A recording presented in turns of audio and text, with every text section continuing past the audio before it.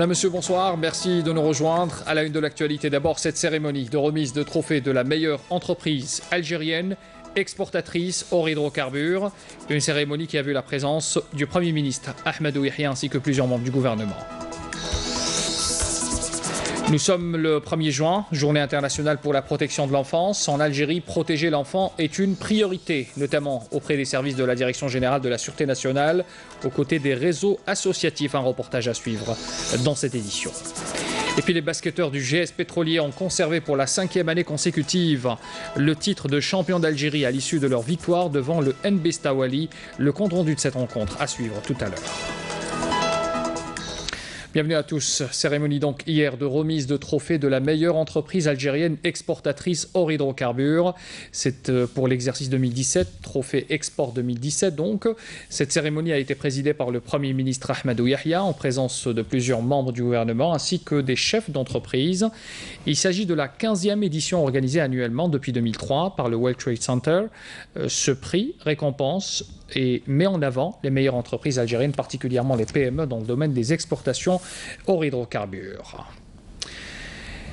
Et puis intervenant lors de cette cérémonie, le Premier ministre a souligné que les fluctuations actuelles du prix des hydrocarbures et la raréfaction des ressources pétrolifères indiquent que le moment est venu de se libérer de la rente hydrocarbures. Ahmadou Yahia insiste que l'action pour une exportation diversifiée soit avérée. On écoute le Premier ministre. Je dirais tout d'abord qu'aujourd'hui, c'est devenu un impératif. C'est aussi une phase nouvelle dans le mouvement de développement de l'économie nationale et c'est une perspective forte d'espérance pour le devenir du pays en général et de son économie en particulier. Je dis que c'est devenu un impératif.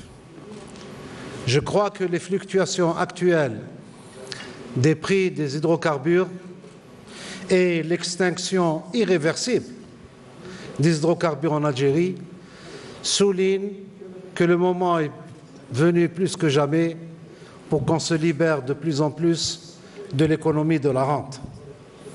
Deuxième remarque sur le fait que c'est un impératif, mais aussi une étape qualitative dans le développement de l'économie nationale. Je voudrais vous inviter à établir un parallèle. En 1986-88, l'Algérie a vécu un violent choc pétrolier. C'était le début de l'ouverture économique. C'était le début de la naissance de la grande majorité du tissu industriel que compte aujourd'hui l'Algérie. En 2014, le pays a été frappé par un choc pétrolier qui n'est pas de moindre gravité.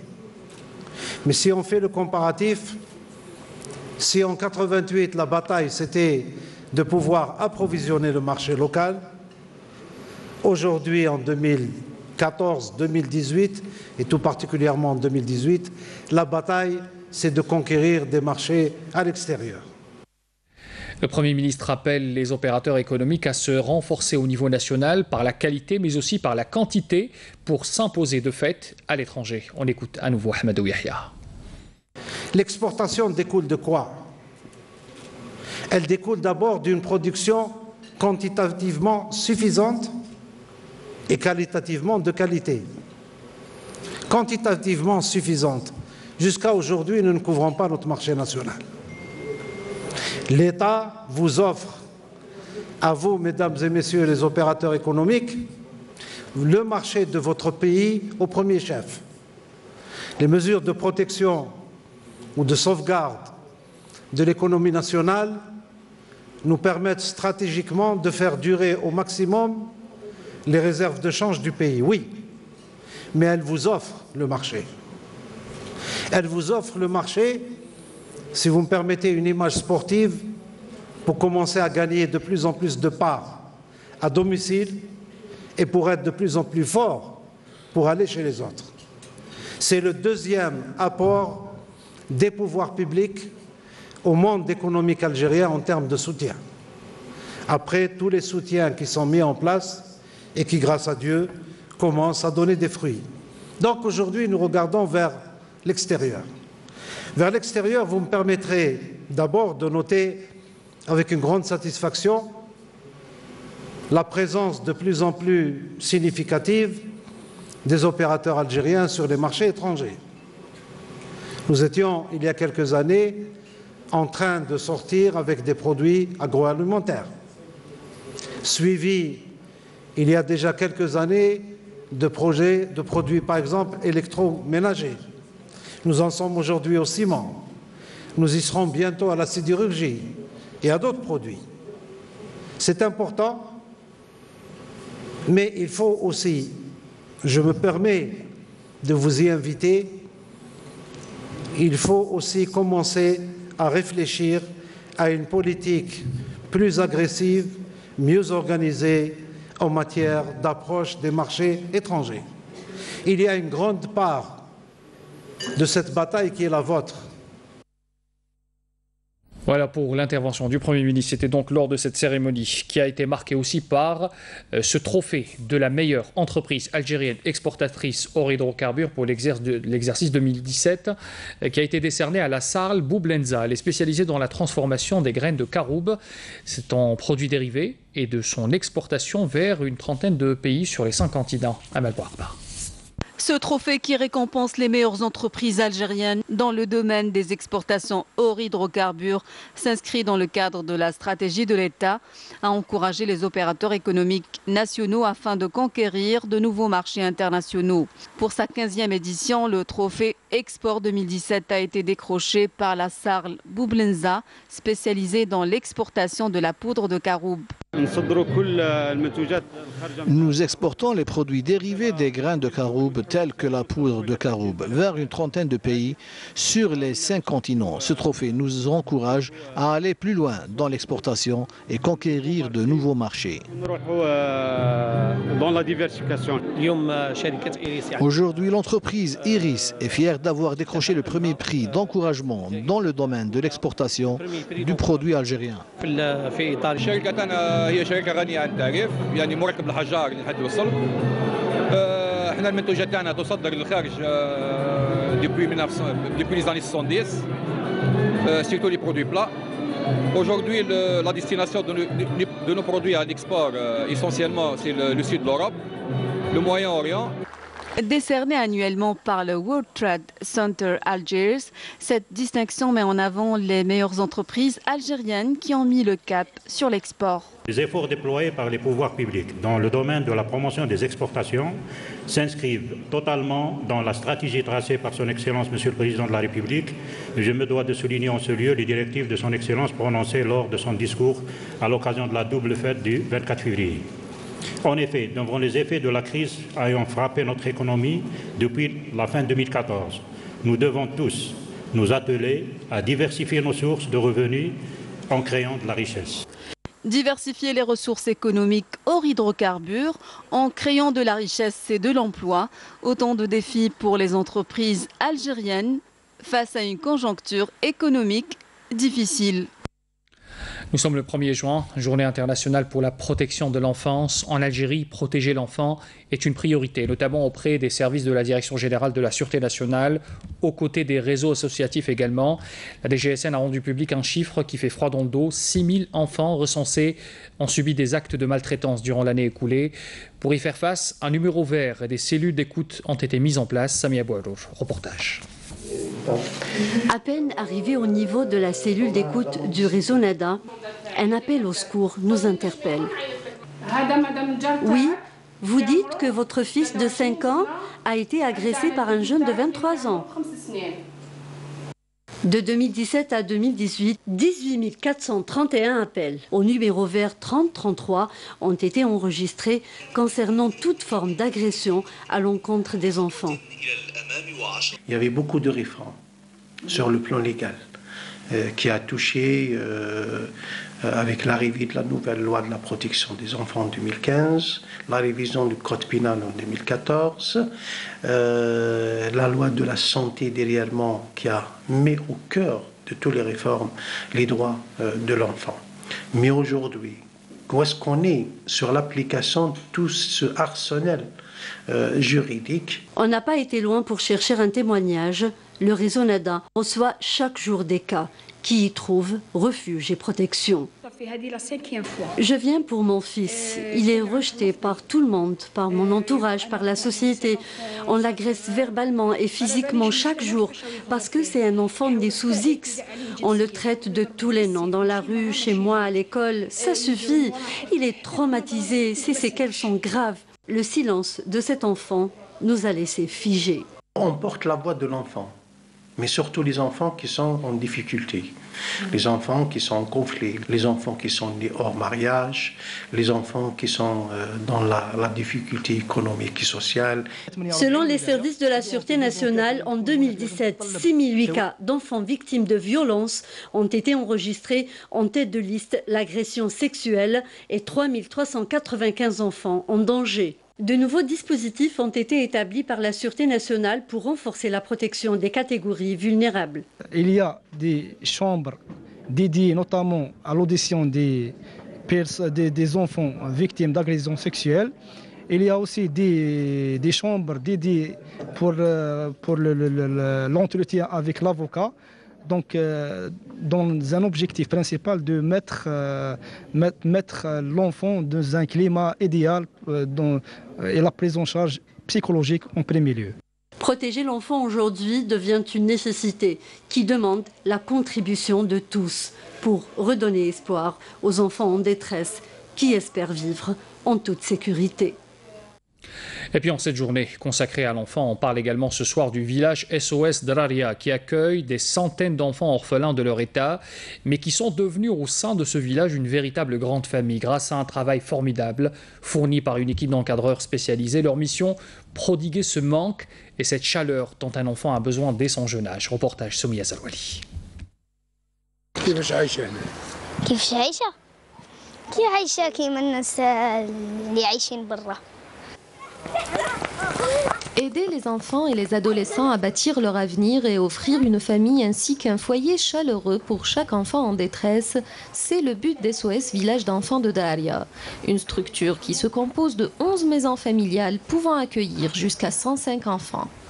حنا عايشين في SOS Village d'enfants de Daria comme les familles كيما les familles تاع برا عندنا ما نحسوش باللي رانا في سونتر ولا باسكو نعيشوا آلاز تري بيان نحبوا نكونوا شغلين فامي بلا ما نحسوا باللي هذاك راهو مونك تاع حاجه ولا هذيك راهي مونك تاع حاجه صافي كوم الكبيره الاخت الكبيره تاعهم صافي نعاونهم في العفايس كيما القرايه كيما بالك في كل حاجه في حياتهم نعاونهم فيها.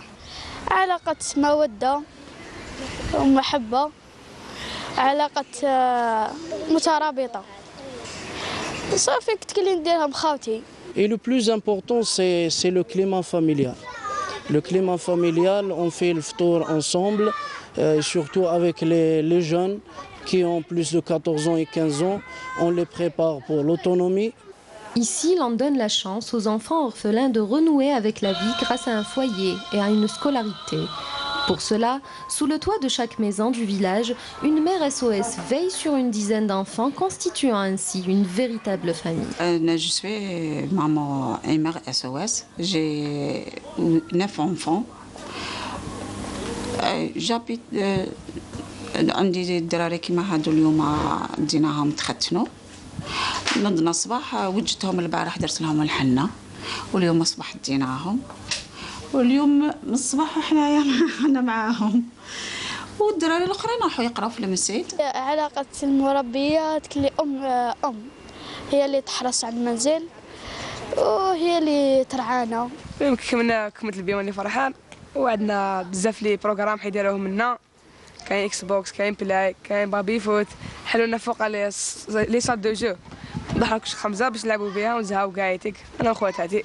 Le village d'enfants de Daria prend en charge quotidiennement plus de 100 enfants et adolescents, en plus de 350 autres enfants dans le cadre de l'action menée auprès des enfants des familles en difficulté sociale.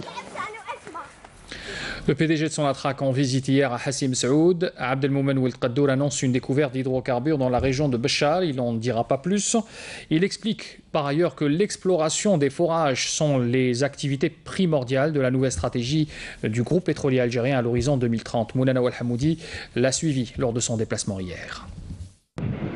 L'exploration et le forage, des activités devenues primordiales dans la nouvelle stratégie du groupe Sonatrach à l'horizon 2030.